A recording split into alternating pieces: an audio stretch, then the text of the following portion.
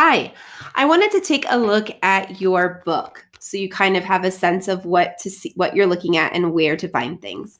So first of all, for wind players, you've got your cover of your book, and the first couple of pages, if you take a look, has review about how to hold your instrument, what the different parts are called, all of that kind of thing that we've been talking about the last couple of weeks. The other thing I really want to highlight is in the back of your book is a very important page called a fingering chart, okay?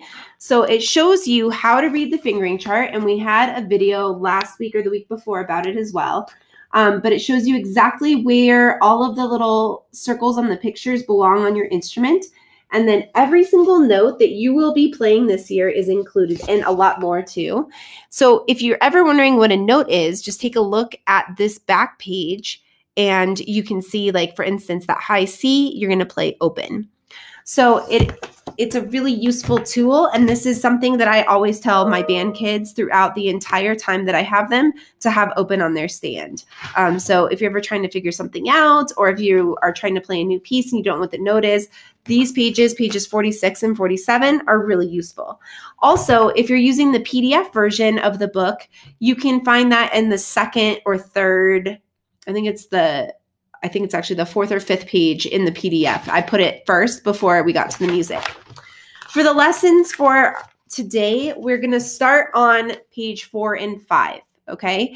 And I like to start at the end, which you'll hear about. So you're actually going to be looking at page 5 more today, and then we'll work our way backwards because I like to build up instead of build down in the book. And just know that for these first lessons, we might not play the songs that are written in here. I've written some other ones for you, but you should use the book to make sure that you know exactly how to play the notes, okay?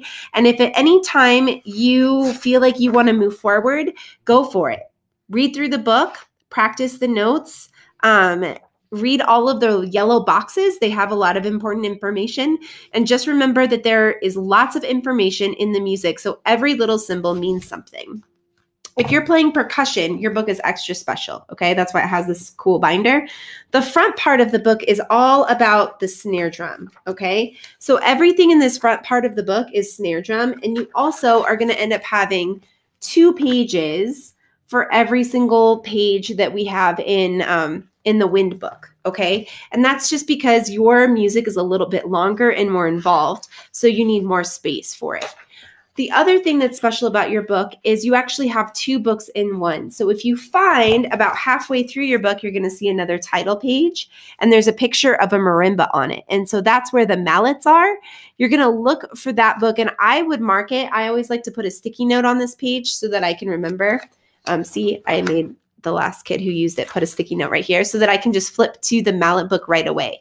The mallet book is going to start over from the very beginning. It has the basics again. It has a picture of your mallet instrument and shows you where all of the different notes are. Those are super important.